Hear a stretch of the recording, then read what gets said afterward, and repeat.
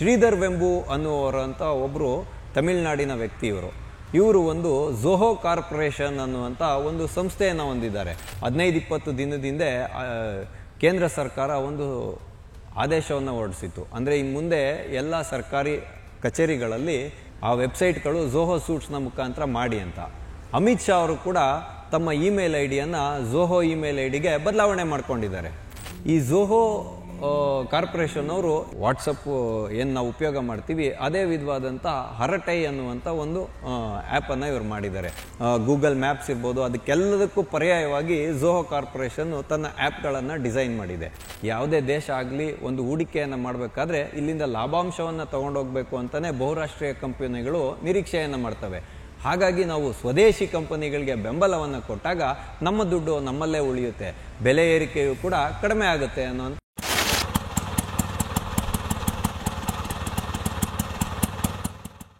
TV ವಿಕ್ರಮದ ಸಮಸ್ತ ವೀಕ್ಷಕರಿಗೆ ಆಟೋವಾಲಾ ಕಾರ್ಯಕ್ರಮಕ್ಕೆ ಆತ್ಮೀಯವಾದ ಸ್ವಾಗತ. ನಾನು ನಿಮ್ಮ ಜಯಂತ್ ಪಾಂಡೆ. ಯಾಕೆ ನಾವು ಸ್ವದೇಶೀಯತೆಯನ್ನು ಪಾಲಿಸಬೇಕು ಅನ್ನೋಂಥ ವಿಷಯನ ಇವತ್ತು ನಾನು ನಿಮ್ಮೊಟ್ಟಿಗೆ ಹಂಚ್ಕೊಳ್ಳೋನಿದ್ದೀನಿ. ಸ್ನೇಹಿತರೆ, ಇವತ್ತು ಪ್ರತಿಯೊಂದು ದೇಶನೂ ಕೂಡ ಜಾಗತೀಕರಣಕ್ಕೆ ತೆರೆದುಕೊಂಡಿದೆ. ಹಾಗಾಗಿ ದೇಶ ವಿದೇಶಗಳ ಹಲವಾರು ಸಂಸ್ಥೆಗಳು ಬಂದು ಇಲ್ಲಿ ತಮ್ಮ ಕೈಗಾರಿಕಾ ಘಟಕಗಳನ್ನು ಸ್ಥಾಪಿಸ್ತವೆ, ತಮ್ಮ ಉದ್ಯಮಗಳನ್ನು ಬೆಳೆಸ್ತವೆ, ವ್ಯಾಪಾರವನ್ನು ಮಾಡ್ತವೆ, ಸರ್ಕಾರಕ್ಕೆ ತೆರಿಗೆಯನ್ನು ಕೊಡ್ತವೆ. ಕಾಲಾನಂತರದಲ್ಲಿ ಆ ಉದ್ಯಮವೇನಾದರೂ ನಷ್ಟ ಆದರೆ ಅವರಿಲ್ಲಿಂದ ಹೊರಟೋಗ್ತಾರೆ. ಆದರೆ ಸ್ವದೇಶೀಯತೆ ಅಂದರೆ ಏನು ಅನ್ನೋದಕ್ಕೆ 2-3 ಆಯಾಮಗಳಲ್ಲಿ ನಾವು ನೋಡಬೇಕು. ಸ್ವದೇಶೀಯತೆ ಅಂದರೆ ಏನು ಅಂತ ಹೇಳಿದ್ರೆ, ನಮ್ಮ ಸಂಸ್ಕೃತಿಗೆ, ನಮ್ಮ ಪರಂಪರೆಗೆ, ನಮ್ಮ ಆಚರಣೆಗಳಿಗೆ ತಳುಕು ಹಾಕಿಕೊಂಡು ಕೂಡ ನಮ್ಮ ಆರ್ಥಿಕತೆ ಬೆಳೀತಾ ಹೋಗುತ್ತೆ. ಹಾಗಾಗಿ ಸ್ವದೇಶೀಯತೆ ಅಂದರೆ ಏನು ಅಂತ ಹೇಳಿದ್ರೆ, ಇವಾಗ ಉದಾಹರಣೆಗೆ ನಮ್ಮ ಮನೆಯಲ್ಲಿ ನಾವಿವತ್ತು ಊಟವನ್ನು ಮಾಡ್ತೀವಿ. ನಮ್ಮ ಪೂರ್ವಜರು ಯಾವ ವಿಧವಾದಂಥ ಒಂದು ಊಟದ ವ್ಯವಸ್ಥೆಯನ್ನು ಮಾಡ್ಕೊಂಬಂದಿದ್ರೋ ಅದೇ ರೀತಿಯಾಗಿ ಊಟವನ್ನು ಮಾಡಬೇಕು. ಮತ್ತು ನಮ್ಮ ಮಾತೃಭಾಷೆ ಇರುತ್ತೆ. ಮಾತೃಭಾಷೆಯನ್ನು ನಾವು ಕನಿಷ್ಠ ಪಕ್ಷ ಮನೆಯಲ್ಲಾದರೂ ಮಾತನಾಡೋದು, ಪ್ರತಿಯೊಂದು ಸದಸ್ಯರ ಜೊತೆಯಲ್ಲಿ, ಕುಟುಂಬದ ಸದಸ್ಯರ ಜೊತೆಯಲ್ಲಿ ಮಾತನಾಡೋದನ್ನು ರೂಪಿಸ್ಕೊಳ್ಬೇಕು. ಈ ರೀತಿಯಾಗಿ ನಮ್ಮದೇ ಆದಂಥ ವೇಷಭೂಷಣಗಳಿರ್ತವೆ ಪಾರಂಪರಾಗತವಾಗಿ, ಅದನ್ನು ಉಪಯೋಗ ಮಾಡೋವಂಥದ್ದು. ಹಾಗಾಗಿ ಮತ್ತು ದೇಶೀಯ ತಳಿಗಳು ಅಂತ ಇರ್ತವೆ. ಅಂದರೆ ಈಗ ಹೈಬ್ರಿಡ್ ತಳಿಗಳು ಬೇರೆ, ಅದರಲ್ಲಿ ತಳಿಗಳನ್ನು ಸಂಕರ ಮಾಡ್ತಾರೆ. ಆ ತಳಿಗಳು ಬೇರೆ. ತಳಿ ಸಂಕರ ಅಂತ ಹೇಳಿದ್ರೆ ಭಾರತೀಯ ತಳಿಯ ಒಂದು ತಾಯಿಯನ್ನು ತಗೊಳ್ತಾರೆ, ವಿದೇಶಿ ತಳಿಯ ತಂದೆಯನ್ನು ತಗೊಂಡು ಅದನ್ನು ಸಂಕರ ಮಾಡ್ತಾರೆ. ಅವು ವಿದೇಶಿ ತಳಿಗಳು, ಹೈಬ್ರಿಡ್ ತಳಿಗಳಾಗ್ತವೆ. ಇದು ಇಳುವರಿ ಜಾಸ್ತಿ ಬರಲಿ ಅಂತ ಮಾಡ್ತಕ್ಕಂಥದ್ದು. ಅದರೊಟ್ಟಿಗೆ ನಾವು ನೋಡಬೇಕಾಗಿರೋದು ಏನಂದರೆ ದೇಶೀಯ ತಳಿಗಳು ಇರ್ತವೆ. ಈಗ ಉದಾಹರಣೆಗೆ ನಾವು ಭತ್ತದ ತಳಿ ಅಂತ ತಗೊಳ್ಳೋಣ. ಭತ್ತದಲ್ಲಿ ನಾವೆಲ್ಲ ನೋಡ್ತಾ ಇದ್ವಿ, ದೊಡ್ಡಿ ಭತ್ತ ಅಂತೆಲ್ಲ ಇರ್ತಾಯಿತ್ತು. ರಾಗಿಯಲ್ಲಿ ಹಾಲ್ ರಾಗಿ, ಆ ರೀತಿಯಾಗಿ ಎಲ್ಲ ಇರ್ತಾಯಿತ್ತು. ಇವತ್ತು ಬೇರೆ ಬೇರೆ ವಿಧವಾದಂಥ ಎಲ್ಲ ತಳಿಗಳು, ಆಹಾರ ಧಾನ್ಯದಲ್ಲಿರ್ಬೋದು, ಈ ಗೋವುಗಳಲ್ಲಿರ್ಬೋದು, ಎಲ್ಲದರಲ್ಲೂ ವಿದೇಶಿ ತಳಿಗಳು ಬಂದಿದೆ. ಹಾಗಂತೇಳಿ ಅದನ್ನು ಕಡೆಗಣಿಸ್ಬೇಕು ಅಂತಲ್ಲ, ಆದರೆ ನಮ್ಮತನವನ್ನು ಉಳಿಸ್ಕೊಳ್ಬೇಕು. ಹಾಗಾಗಿ ನಮ್ಮ ದೇಶೀಯ ತಳಿಗಳನ್ನು ಕೂಡ ಸಂರಕ್ಷಣೆ ಮಾಡ್ಕೊಬೇಕು. ಅದೇ ರೀತಿಯಾಗಿ ಆರ್ಥಿಕತೆಯಲ್ಲಿ ನೋಡುವಾಗ ನಮ್ಮದೇ ಆದಂಥ ದೇಶೀಯ ಕಂಪನಿಗಳಿರ್ತವೆ. ಅವು ದೇಶೀಯವಾಗೇ ಉತ್ಪನ್ನವನ್ನು ಮಾಡ್ತವೆ. ದೇಶೀಯವಾದಂಥ ಉದ್ಯಮದಾರರಿರ್ತಾರೆ. ಅವ್ರಿಗೆ ನಾವು ಹೆಚ್ಚು ಪ್ರೋತ್ಸಾಹವನ್ನು ಕೊಟ್ಟರೆ ತುಂಬ ಒಳ್ಳೆಯದಾಗುತ್ತೆ. ಯಾಕೆ ಅಂತ ಹೇಳಿದ್ರೆ, ವಿದೇಶಿಯರ ಮೇಲೆ ಅವಲಂಬಿತರಾಗಿ ನಾವು ಬಹುಕಾಲ ಇದ್ದಾಗ ನಮ್ಮ ದೇಶದ ಆರ್ಥಿಕತೆ ಜರ್ಜರಿತವಾಗುತ್ತೆ. ಹಾಗಾಗಿ ಇವಾಗ 2 ಆಯಾಮದಲ್ಲಿ ನಾವು ನೋಡೋಣ. ಈಗ ಕೇಂದ್ರ ಸರ್ಕಾರ ಏನಿದೆ ಜಾಗತೀಕರಣಕ್ಕೆ ತೆರೆದುಕೊಂಡಿದೆ. ಹಾಗಾಗಿ ವಿದೇಶಿ ಕಂಪನಿಗಳು ಬಂದು ಭಾರತದಲ್ಲಿ ಇದು ಮಾಡ್ತಾರೆ, ಅಂದರೆ ಇನ್ವೆಸ್ಟ್ ಮಾಡ್ತಾರೆ, ಹೂಡಿಕೆಯನ್ನು ಮಾಡ್ತಾರೆ, ಅವರ ಒಂದು ಕೈಗಾರಿಕೆಯನ್ನು ಸ್ಥಾಪನೆ ಮಾಡ್ತಾರೆ. ಕೇಂದ್ರ ಸರ್ಕಾರಗಳು, ಎಲ್ಲ ಸರ್ಕಾರಗಳು ಆ ಉದ್ಯಮಗಳಿಗೆ ಯಾಕೆ ಇಲ್ಲಿ ಅವಕಾಶವನ್ನು ಮಾಡಿಕೊಡ್ತಾರೆ ಅಂದರೆ ದೇಶದ ರಫ್ತು ಹೆಚ್ಚಾಗಲಿ ಅಂತ. ಆದರೆ ನಾವಿವತ್ತೇನಾಗಿದ್ದೀವಿ ಅಂದರೆ ಪಾಶ್ಚಿಮಾತ್ಯ ಜೀವನ ಪದ್ಧತಿಯನ್ನು ಅಳವಡಿಸ್ಕೊಳ್ತಾ ಇರೋದ್ರಿಂದ ಏನಾಗುತ್ತೆ ಅಂತೇಳಿದ್ರೆ, ಅವರು ರಫ್ತು ಮಾಡೋದಿರಲಿ, ಇಲ್ಲಿನ ಬೇಡಿಕೆಯನ್ನೇ ಪೂರೈಸೋದ್ರಲ್ಲಿ ಸುಸ್ತಾಗಿ ಹೋಗ್ಬಿಡ್ತಾರೆ. ಈಗ ಉದಾಹರಣೆಗೆ ನಾವು ನೋಡೋಣ, ಕೊಕೋ ಕೋಲಾ ಅಂತ ಒಂದು ಕಂಪನಿ ಇದೆ, ಕೂಲ್ ಡ್ರಿಂಕ್ಸ್ ಮಾಡೋವಂಥ ಕಂಪನಿ ಇದೆ ಕೊಕೋ ಕೋಲಾ. ಇವರು ವಿದೇಶಕ್ಕೆ ರಫ್ತು ಮಾಡೋದಕ್ಕಿಂತ ಹೆಚ್ಚಾಗಿ ನಮ್ಮ ದೇಶಕ್ಕೆ ಪೂರೈಕೆ ಮಾಡೋದ್ರಲ್ಲೇ ಸುಸ್ತಾಗ್ಬಿಡ್ತಾರೆ. ಅಷ್ಟರ ಮಟ್ಟಿಗೆ ನಾವು ವಿದೇಶೀಯತೆಯನ್ನು ಅಳವಡಿಸ್ಕೊಂಡಿದ್ದೀವಿ. ಹಾಗಾಗಿ ವೇಷಭೂಷಣಗಳಿರ್ಬೋದು, ಇವತ್ತು ನಾವು ನಮ್ಮ ಪಾರಂಪರಾಗತವಾಗಿ ನಮ್ಮ ಸಂಸ್ಕೃತಿಯಲ್ಲಿ ಬಂದಿರೋಂಥ ವೇಷಭೂಷಣಗಳನ್ನ ಬಿಟ್ಬಿಟ್ಟು ವಿದೇಶಿ ವೇಷಭೂಷಣಗಳನ್ನು, ಉಡುಗೆ ತೊಡುಗೆಗಳನ್ನು ತೊಡೋದ್ರಲ್ಲೇ ನಾವು ಹೆಚ್ಚು ಪ್ರಭಾವಿತರಾಗಿದ್ದೀವಿ. ಹಾಗಾಗಿ ನಾವು ಅದನ್ನು ಶಾಸ್ತ್ರೀಯವಾಗಿ ಅಳವಡಿಸ್ಕೊಬೇಕು. ಅದೇ ರೀತಿಯಲ್ಲಿ ಈಗ ಡಿಜಿಟಲ್ ಯುಗ ಬಂದಿದೆ. ಅಂದರೆ ಈಗ ಉದಾಹರಣೆಗೆ ನಾವಿವತ್ತು ಇಂಟರ್ನೆಟ್ನ ಸೇವೆಗಳನ್ನು ಏನು ಬಳಸ್ತಾ ಇದ್ದೀವಿ, ಇದರಲ್ಲೂ ಕೂಡ ವಿದೇಶೀಯತೆಯೇ ತುಂಬಿದೆ. ಹಾಗಾಗಿ ಪ್ರಯತ್ನಗಳು ನಡಿಬಾರ್ದು ಅಂತೇನಿಲ್ಲ. ನಮ್ಮಲ್ಲಿ ಯಾವುದು ತಂತ್ರಜ್ಞಾನ ಲಭ್ಯವಿಲ್ಲವೋ ಅದನ್ನು ಎರವಲು ಪಡೆಯೋದಿರ್ಬೋದು ಅಥವಾ ಅದನ್ನು ಕಲಿತು ನಮ್ಮ ಮತ್ತೆ ಮುಂದುವರಿಸ್ಕೊಂಡು ಹೋಗೋದಿರ್ಬೋದು, ಮಾಡ್ಬೋದು. ಆದರೆ ನಾವು ಇವತ್ತು ಕನಿಷ್ಠ ಪಕ್ಷ ಇಷ್ಟನ್ನಾದರೂ ಮಾಡಬೇಕಾಗಿದೆ. ಹೇಗೆ ಅಂತ ಹೇಳಿದ್ರೆ, ಈಗ ಉದಾಹರಣೆಗೆ ಡಿಜಿಟಲ್ ತಂತ್ರಜ್ಞಾನ ಇವತ್ತೇನು ಬಂದಿದೆ, ಅದರಲ್ಲಿ ಒಂದು ಕಂಪನಿ ಇವತ್ತು ಭಾರತದಲ್ಲಿ ಮುನ್ನೆಲೆಗೆ ಬಂದಿದೆ. ಶ್ರೀಧರ್ ವೆಂಬು ಅನ್ನುವರಂಥ ಒಬ್ಬರು ತಮಿಳುನಾಡಿನ ವ್ಯಕ್ತಿ. ಇವರು ಒಂದು ಝೋಹೋ ಕಾರ್ಪೊರೇಷನ್ ಅನ್ನುವಂಥ ಒಂದು ಸಂಸ್ಥೆಯನ್ನು ಹೊಂದಿದ್ದಾರೆ.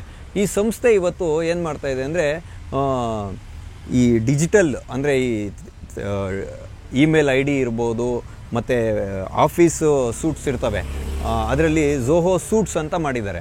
ಕಳೆದ ಒಂದು 15-20 ದಿನದಿಂದ ಕೇಂದ್ರ ಸರ್ಕಾರ ಒಂದು ಆದೇಶವನ್ನು ಹೊರಡಿಸಿತ್ತು. ಅಂದರೆ ಇನ್ನು ಮುಂದೆ ಎಲ್ಲ ಸರ್ಕಾರಿ ಕಚೇರಿಗಳಲ್ಲಿ ಈ ಝೋಹೋ ಸೂಟ್ಸ್ ಅಂತ, ಅಂದರೆ ಆಫೀಸ್ನ ಏನು ಮೇಂಟೈನ್ ಮಾಡ್ತಾರೆ ಆ ವೆಬ್ಸೈಟ್ಗಳು ಝೋಹೋ ಸೂಟ್ಸ್ನ ಮುಖಾಂತರ ಮಾಡಿ ಅಂತ. ಅಮಿತ್ ಶಾ ಅವರು ಕೂಡ ತಮ್ಮ ಇಮೇಲ್ ಐಡಿಯನ್ನು ಝೋಹೋ ಇಮೇಲ್ ಐಡಿಗೆ ಬದಲಾವಣೆ ಮಾಡ್ಕೊಂಡಿದ್ದಾರೆ. ಆ ರೀತಿಯಾಗಿ ಇವತ್ತು ನಾವು ಒಂದು ಮುಂದಡಿಯನ್ನು ಇಡಬೇಕು. ಯಾಕೆ ಅಂತ ಹೇಳಿದ್ರೆ, ಹೆಚ್ಚಿಗೆ ವಿದೇಶಿಯರ ಮೇಲೆ ನಾವು ಅವಲಂಬಿತರಾಗಬಾರ್ದು ಅನ್ನುವಂಥ ಕಾರಣಕ್ಕೆ. ಹಾಗಾಗಿ ಈ ಝೋಹೋ ಕಾರ್ಪೊರೇಷನ್ ಅವರು ಇನ್ನೊಂದು ಇದನ್ನು ಮಾಡಿದ್ದಾರೆ, ಹರಟೈ ಅಂತ. ಹರಟೈ ಅಂದರೆ ತಮಿಳಿನಲ್ಲಿ ಮಾತಾಡ್ತಕ್ಕಂಥದ್ದು, ಸಂವಾದವನ್ನು ನಡೆಸ್ತಕ್ಕಂಥದ್ದು ಅನ್ನುವಂಥ ಅರ್ಥ ಬರುತ್ತೆ. ಈ ಝೋಹೋ ಕಾರ್ಪೊರೇಷನ್ ಏನಿದೆಯಲ್ಲ, ತಮಿಳುನಾಡಿನ ಒಂದು ಕುಗ್ರಾಮದಲ್ಲಿ ಶುರುವಾಗಿದ್ದು, ಇದು ಆಂಧ್ರ ಪ್ರದೇಶದಲ್ಲೂ ಕೂಡ ಹಲವಾರು ಗ್ರಾಮಗಳಲ್ಲಿ ಇವತ್ತು ತನ್ನ ಕಚೇರಿಯನ್ನು ನಡೆಸುತ್ತೆ. ಹಾಗಾಗಿ ಈ ಶ್ರೀಧರ್ ವೆಂಬು ಅವರು ಈ ಒಂದು ಪ್ರಯತ್ನಕ್ಕೆ ಕೈ ಇಟ್ಟಿರ್ತಕ್ಕಂಥದ್ದು. ಅದಕ್ಕೆ ನಾವೆಲ್ಲರೂ ಪ್ರೋತ್ಸಾಹ ಮಾಡಬೇಕು. ಈಗ ವಾಟ್ಸಪ್ಪು ಏನು ನಾವು ಉಪಯೋಗ ಮಾಡ್ತೀವಿ, ಅದೇ ವಿಧವಾದಂಥ ಹರಟೈ ಅನ್ನುವಂಥ ಒಂದು ಆ್ಯಪನ್ನು ಇವರು ಮಾಡಿದ್ದಾರೆ. ಅದೇ ರೀತಿಯಾಗಿ ಕ್ರೋಮ್ ಇರ್ಬೋದು, ಗೂಗಲ್ ಮ್ಯಾಪ್ಸ್ ಇರ್ಬೋದು, ಅದಕ್ಕೆಲ್ಲದಕ್ಕೂ ಪರ್ಯಾಯವಾಗಿ ಝೋಹೋ ಕಾರ್ಪೊರೇಷನ್ನು ತನ್ನ ಆ್ಯಪ್ಗಳನ್ನು ಡಿಸೈನ್ ಮಾಡಿದೆ. ಅಂದರೆ ಇದೊಂದು ಪ್ರಯತ್ನವಷ್ಟೇ. ಅದನ್ನು ನಾವು ಪಡ್ಕೊಂಡಾಗ ನಮ್ಮ ಒಂದು ದೇಶದ ಡೇಟಾ ಏನಿರುತ್ತೆ ಅದು ಸಂರಕ್ಷಿತವಾಗಿರುತ್ತೆ, ವಿದೇಶಿಯರ ಕೈಗೆ ಹೆಚ್ಚಿಗೆ ಹೋಗೋದಿಲ್ಲ ಅನ್ನುವಂಥ ನಂಬಿಕೆಗಳಿದೆ. ಇದು ಒಂದು ಪ್ರಯತ್ನ. ಹಾಗಾಗಿ ನಾವು ಇದನ್ನು ನೋಡ್ಬೋದು. ಈ ರೀತಿಯಾಗಿ ಎಲ್ಲ ಕ್ಷೇತ್ರಗಳಲ್ಲೂ ನಾವು ಕಲ್ತ್ಕೊಳ್ಬೇಕು, ಅದೇ ಸ್ವದೇಶೀಯತೆ ಅಂದಾಗ. ಆಗ ಯಾವಾಗ ವಿದೇಶಿಯರ ಅವಲಂಬನೆ ಕಡಿಮೆ ಆಗುತ್ತೋ ಆವಾಗ ನಮ್ಮ ದೇಶದ ಆರ್ಥಿಕತೆ ಏನಿರುತ್ತಲ್ಲ ಅದು ಸದೃಢವಾಗಿರುತ್ತೆ. ಈಗ ಟ್ರಂಪ್ ಅವ್ರು ಮಾಡಿರಲ್ಲ, ತೆರಿಗೆಯ ಒಂದು ಹೇರಿಕೆಯನ್ನು ಮಾಡಿರಲ್ಲ, ಅದರಿಂದ ದೇಶದ ಆರ್ಥಿಕತೆ ಬುಡಮೇಲುವಾಗುವಂಥ ಸಂಭವ ಇರುತ್ತೆ. ಹಾಗಾಗಿ ನಮ್ಮ ಮೇಲೆ ನಾವು ಅವಲಂಬಿತವಾಗಿದ್ದಾಗ ನಾವು ಸಂರಕ್ಷಿತವಾಗಿರ್ತೀವಿ ಅನ್ನುವಂಥ ಒಂದು ನಂಬಿಕೆ ಇದೆ. ಅದು ಸತ್ಯವೂ ಕೂಡ ಹೌದು. ಹಾಗಾಗಿ ಮಹಾತ್ಮ ಗಾಂಧೀಜಿಯವರೇ ಹೇಳುವಂತೆ, ಯಾವುದೇ ಒಬ್ಬ ರೈತ ಇದ್ದರೆ ಅವನು ಕೇವಲ ಲೋಹ ಮತ್ತು ಉಪ್ಪಿಗೆ ಮಾತ್ರ ಬೇರೆಯವನ ಮೇಲೆ ಅವಲಂಬಿತ ಆಗಿರ್ತಾ ಇದ್ದ. ಯಾಕೆಂದರೆ ಎಲ್ಲವನ್ನು ಅವನೇ ಮಾಡ್ಕೊಬೋದಾಗಿತ್ತು. ಆ ರೀತಿಯಾಗಿ ನಾವಿವತ್ತು ಸ್ವದೇಶಿ ಉದ್ಯಮಗಳನ್ನು ಬೆಳೆಸೋದಕ್ಕೆ ಪ್ರಯತ್ನವನ್ನು ಮಾಡಬೇಕು. ಈಗ ಉದಾಹರಣೆಗೆ ಒಂದು ವಿದೇಶಿ ಕಂಪನಿಯ ಸೋಪನ್ನು ನಾವು ತಗೊಳ್ತೀವಿ ಅಂತಂದರೆ ಅದಕ್ಕೆ ಪರ್ಯಾಯವಾಗಿ ಭಾರತೀಯ ಕಂಪನಿ ಅಥವಾ ಒಂದು ಸಣ್ಣ ಕೈಗಾರಿಕೆ ಮಾಡಿರುವಂಥ ಭಾರತದ ಉತ್ಪನ್ನಗಳನ್ನು ಕೊಂಡ್ಕೊಳ್ಳುವಂಥ ಪ್ರಯತ್ನವನ್ನು ಮಾಡ್ಬೋದು. ಪತಂಜಲಿ ಇದೆ, ಗೋಡ್ರೇಜ್ ಇದೆ, ಈ ರೀತಿಯಾಗಿ ಹಲವಾರು, ಮೈಸೂರು ಸ್ಯಾಂಡಲ್ ಇದೆ.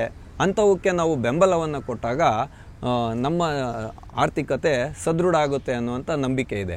ಹಾಗಾಗಿ ನಾವು ಇದನ್ನು ನೋಡ್ಬೋದು. ನಾವಿವತ್ತು ಯಾವ ಮಟ್ಟಿಗಿನ ಒಂದು ವಿದೇಶಿ ಪ್ರಭಾವಕ್ಕೆ ಒಳಗಾಗಿದ್ದೀವಿ ಅಂತ ಹೇಳಿದ್ರೆ, ನಮ್ಮ ಒಂದು ಬೀದಿ ನಾಯಿಗಳಿದಾವಲ್ಲ ಅವಕ್ಕೆ ನಾವು ಕಲ್ಲಲ್ಲಿ ಹೊಡೆಯುವಂಥ ಎಷ್ಟೋ ಜನರಿದ್ದಾರೆ. ಆದರೆ ವಿದೇಶಿ ಶ್ವಾನಗಳನ್ನು ತೊಗೊಂಬಂದು ಲಕ್ಷ ರೂಪಾಯಿ ಕೊಟ್ಟು, ವಿದೇಶಿ ಪ್ರಾಣಿ ಪ್ರಿಯತೆ ಬೇಡ ಅಂತ ಹೇಳ್ತಾ ಇಲ್ಲ, ಆದರೆ ನಮ್ಮ ಬೀದಿ ನಾಯಿಗಳಿಗೆ ತೋರಿಸದೇ ಇರೋವಂಥ ಪ್ರೀತಿ ಲಕ್ಷಾಂತರ ರೂಪಾಯಿ ಕೊಟ್ಬಿಟ್ಟು ವಿದೇಶಿ ಶ್ವಾನಗಳನ್ನು ಕೊಂಡ್ಕೊಂಬಂದು ಅವುಗಳನ್ನು ಮನೆಯಲ್ಲಿಟ್ಕೊಂಡು ಪಾಲಿಸುವ, ಪೋಷಣೆ ಮಾಡುವಂತಹ ಪರಿಪಾಠವನ್ನು ಬೆಳೆಸ್ಕೊಂಡಿದ್ದೀವಿ. ಅಂದರೆ ಇದೆಲ್ಲ ಒಂದು ಸಣ್ಣ ಉದಾಹರಣೆಗಳಷ್ಟೇ. ಹಾಗಾಗಿ ನಮ್ಮ ವೇಷಭೂಷಣಗಳು, ನಮ್ಮ ಉಡುಗೆ ತೊಡುಗೆಗಳು, ನಮ್ಮ ಆಚಾರ ವಿಚಾರಗಳು ನಮ್ಮ ಸಂಸ್ಕೃತಿ ಪರಂಪರೆಗೆ ಪೂರಕವಾಗಿದ್ದಾಗ ನಾವು ಸಾಧಿಸ್ಬೋದು. ಹಾಗಾಗಿ ಸ್ವದೇಶೀಯತೆ ಅನ್ನೋದು ತುಂಬ ಪ್ರಾಮುಖ್ಯತೆಯನ್ನು ಪಡ್ಕೊಳ್ಳುತ್ತೆ. ಈಗ ನೋಡಿ, ನಾವು ಉದಾಹರಣೆಗೆ ಇವಾಗ ಗ್ರೇಟರ್ ಬೆಂಗಳೂರು ಅಂತ ಏನು ಮಾಡಿದಾರಲ್ಲ, ಎಲ್ಲ ಅರಣ್ಯ ಇಲಾಖೆನೇ ಇರ್ಬೋದು, ನಗರ ಪ್ರದೇಶಗಳಲ್ಲಿ ವಿದೇಶಿ ತಳಿಯ ಮರಗಳನ್ನೇ ಹಾಕಿದ್ದಾರೆ, ನಮ್ಮ ದೇಶದ ತಳಿಗಳನ್ನು ಹಾಕೇ ಇಲ್ಲ ಹೆಚ್ಚಿನ ಅಂಶ. ಹಾಗಾಗಿ ಇನ್ನು ಮುಂದೆ ಆದರೂ ಅದನ್ನು ಅಳವಡಿಸ್ಕೊಬೋದು. ನಾವೇ ಕೂಡ ನಮ್ಮ ದೇಶೀಯ ತಳಿಯ ಮರಗಳನ್ನು ಎಲ್ಲೆಲ್ಲಿ ಅವಕಾಶ ಇದೆಯೋ ಅಲ್ಲಿ ಬೆಳೆಸ್ಬೋದು. ಔದುಂಬರ ವೃಕ್ಷವನ್ನು ಬೆಳೆಸ್ಬೋದು, ಹೊಂಗೆ ಮರವನ್ನು ಬೆಳೆಸ್ಬೋದು. ಇವೆಲ್ಲ ಬೇರುಗಳನ್ನು ಚೆನ್ನಾಗಿ ಬಿಡ್ತವೆ ಕೆಳಗಡೆ, ಹಾಗಾಗಿ ಅಂತರ್ಜಲ ವೃದ್ಧಿಯಾಗುತ್ತೆ. ಈ ರೀತಿಯಾದ ಚಿಂತನೆಗಳನ್ನು ನಾವು ಬೆಳೆಸ್ಕೊಳ್ಳೋದ್ರ ಮುಖಾಂತರ ದೇಶವನ್ನು ಕಟ್ಟುವಂಥ ಕೆಲಸವನ್ನು ಮಾಡಬೇಕು. ಹಾಗಾಗಿ ವಿದೇಶಿಯರ ಮೇಲೆ ಹೆಚ್ಚಿಗೆ ಅವಲಂಬಿತರಾಗಬಾರ್ದು ಅನ್ನೋ ಕಾರಣಕ್ಕೆ ಇವತ್ತು ಸ್ವದೇಶೀಯತೆಯನ್ನು ಅಳವಡಿಸ್ಕೋಬೋದು. ಅಂಥ ಸಾಕಷ್ಟು ಅವಕಾಶಗಳಿದೆ. ನಾವು ಮಾಹಿತಿಯನ್ನು ಪಡ್ಕೊಂಡು ಸ್ವದೇಶೀಯತೆ ಕಡೆಗೆ ಮರಳುವಂಥ ಒಂದು ಕಾಲ ಇವತ್ತು ಹತ್ತಿರ ಆಗಿದೆ. ಯಾಕೆ ಅಂತ ಹೇಳಿದ್ರೆ ವಿದೇಶಿ ಸಂಬಂಧಗಳು ಯಾವತ್ತೂ ಒಂದೇ ರೀತಿಯಾಗಿ ಇರ್ತವೆ ಅಂತ ಹೇಳಲಿಕ್ಕೆ ಆಗಲ್ಲ. ಯಾವುದೇ ದೇಶ ಆಗಲಿ ಒಂದು ಹೂಡಿಕೆಯನ್ನು ಮಾಡಬೇಕಾದ್ರೆ ಇಲ್ಲಿಂದ ಲಾಭಾಂಶವನ್ನು ತೊಗೊಂಡೋಗ್ಬೇಕು ಅಂತಲೇ ಬಹುರಾಷ್ಟ್ರೀಯ ಕಂಪನಿಗಳು ನಿರೀಕ್ಷೆಯನ್ನು ಮಾಡ್ತವೆ. ಹಾಗಾಗಿ ನಾವು ಸ್ವದೇಶಿ ಕಂಪನಿಗಳಿಗೆ ಬೆಂಬಲವನ್ನು ಕೊಟ್ಟಾಗ ನಮ್ಮ ದುಡ್ಡು ನಮ್ಮಲ್ಲೇ ಉಳಿಯುತ್ತೆ, ಬೆಲೆ ಏರಿಕೆಯೂ ಕೂಡ ಕಡಿಮೆ ಆಗುತ್ತೆ ಅನ್ನುವಂಥ ವಿಷಯನ ನಿಮ್ಮೆಲ್ಲರ ಮುಂದೆ ಇಡ್ತಾ ಇದ್ದೀನಿ. ಹಾಗಾಗಿ ನಾವೆಲ್ಲರೂ ಸ್ವದೇಶೀಯತೆಯನ್ನು ಪಾಲಿಸೋದ್ರ ಕಡೆಗೆ ಸ್ವಲ್ಪ ಗಮನವನ್ನು ಕೊಡೋಣ ಅಂತ ಹೇಳೋದ್ರ ಮುಖಾಂತರ ಆಟೋವಾಲ ಕಾರ್ಯಕ್ರಮವನ್ನು ನಾವಿಂದು ಮುಗಿಸ್ತಾ ಇದ್ದೇವೆ. ಮುಂದೆ ಇಂತಹದ್ದೇ ಒಂದು ಕುತೂಹಲಕಾರಿಯಾದ ವಿಷಯದೊಂದಿಗೆ ನಾವೆಲ್ಲರೂ ಮತ್ತೆ ಭೇಟಿಯಾಗೋಣ. ಅಲ್ಲಿವರೆಗೂ ಟಿ ವಿ ವಿಕ್ರಮವನ್ನು ಸಬ್ಸ್ಕ್ರೈಬ್ ಮಾಡುವುದರ ಮುಖಾಂತರ, ನಿಮ್ಮ ಸದ್ವಿಚಾರಗಳನ್ನು ಕಾಮೆಂಟ್ ಮಾಡುವುದರ ಮುಖಾಂತರ ಹಾಗೂ ಶೇರ್ ಮಾಡುವುದರ ಮುಖಾಂತರ ನಮ್ಮನ್ನು ಪ್ರೋತ್ಸಾಹಿಸಿ. ಟಿವಿ ವಿಕ್ರಮ, ದೇಶ ನಿಮ್ಮ ಕೈಯಲ್ಲಿ.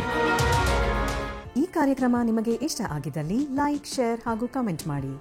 ಟಿವಿ ವಿಕ್ರಮದ ಕಾರ್ಯಕ್ರಮಗಳನ್ನು ನಿರಂತರವಾಗಿ ವೀಕ್ಷಿಸಲು ಸಬ್ಸ್ಕ್ರೈಬ್ ಮಾಡಿ, ಬೆಲ್ ಐಕನ್ ಒತ್ತಿ.